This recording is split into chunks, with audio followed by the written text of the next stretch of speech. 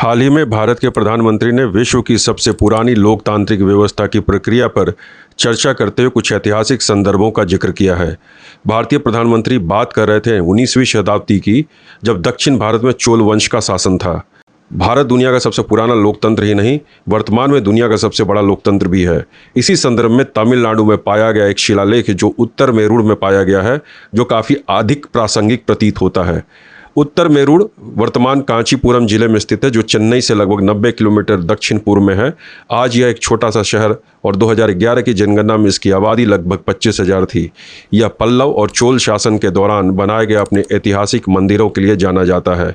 इसी चोल शासन में एक राजा हुआ करते थे, परांतक प्रथम। उन्हीं के राजकाल में यह गांव स्वशासन के बारे में विस्तृत विवरण प्रदान करता है और इतिहासकारों राजनीतिक नेताओं द्वारा समान रूप से भारत के लोकतांत्रिक कामकाज के इतिहास के प्रमाण के रूप में उद्धृत किया गया है। वहां पाया गया शिलालेख ग्राम सभा के लिए एक स्थानीय संविधान की तरह है। यह बताता है कि विधानसभा को कैसे चलाना चाहिए, सदस्यों की योग्यता क्या होनी चाहिए, सदस्यों को चुनाव करने की प्रक्रिया क्या होनी चाहिए और सदस्यों को कैसे अयोग्य ठहराया जा सकता है। चोल सम्राट परांतक के शासन के 12वें वर्ष और 14वें वर्ष यानी 919 और 921 ईस्वी में प्रसिद्ध उत्तर मेरुड़ अभिलेखों से चोल कालीन स्थानीय स्वशासन एवं ग्राम प्रशासन व्यवस्था का चित्र उपलब्ध होता है।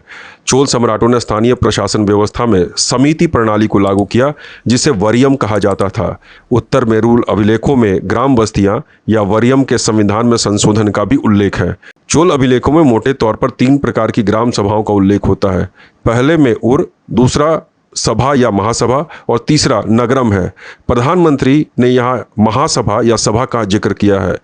ग्राम सभा क्या होता है? यह मूल रूप से अग्रहार अथवा ब्राह्मण बस्तियों की संस्था थी, जिसे चोल साक्ष्यों में पुरगिरी कहा गया है। इसके सदस्यों को पेरुमक्कल कहा जाता था। सभा अथवा महासभा नामक संस्था संभवतः कांची के आसपास विशेष सक्रिय थी, क्योंकि तोंड मंडलम से प्राप्त अधिकांश अभिलेखों में सभा के कार्यों का विशेष वर्णन मिलता है। सभा का संगठन जटिल होते हुए भी ग्राम शासन की दृष्टि से महत्वपूर्ण था। वह वरियम नामक अपनी विभिन्न समितियों के माध्यम से कार्य संचालित करती थी।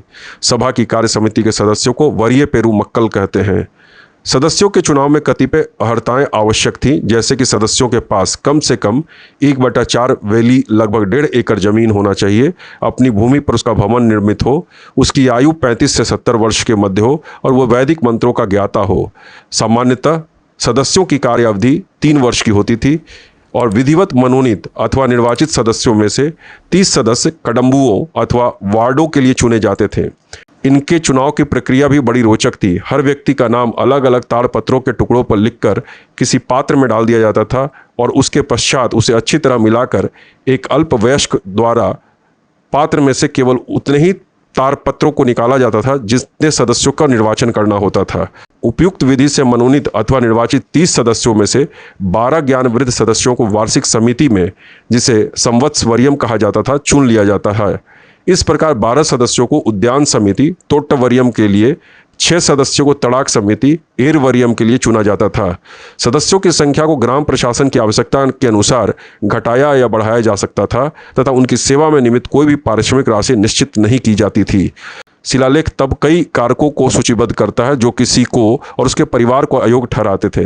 सभी संबंधित व्यवस्थित रूप से सूचीबद्ध हैं। इनमें शामिल है कि पहले एक समिति में सेवा करते हुए अगर कोई खाते में जमा रकम को नहीं जमा कराया अथवा इसके अलावा 5 महापाप जैसे ब्राह्मणों की हत्या, शराब पीना, चोरी करना, व्यभिचार और निषिद्ध व्यंजन करने में से पहले 4 में कोई शामिल है तो उसे बहिष्कृत माना जाता था।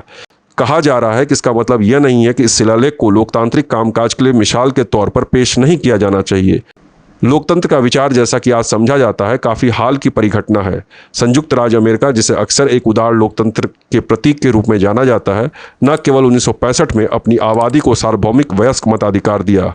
उत्तर मेरुड़ शिलालेख विवरण राजा के प्रत्यक्ष अधिकार के बाहर स्थानीय स्वशासन की एक प्रणाली है। इसके अलावा सभी उनके जो इरादे और मकसद हैं, उस उद्देश्यों के लिए शिलालेख एक संविधान की तरह है।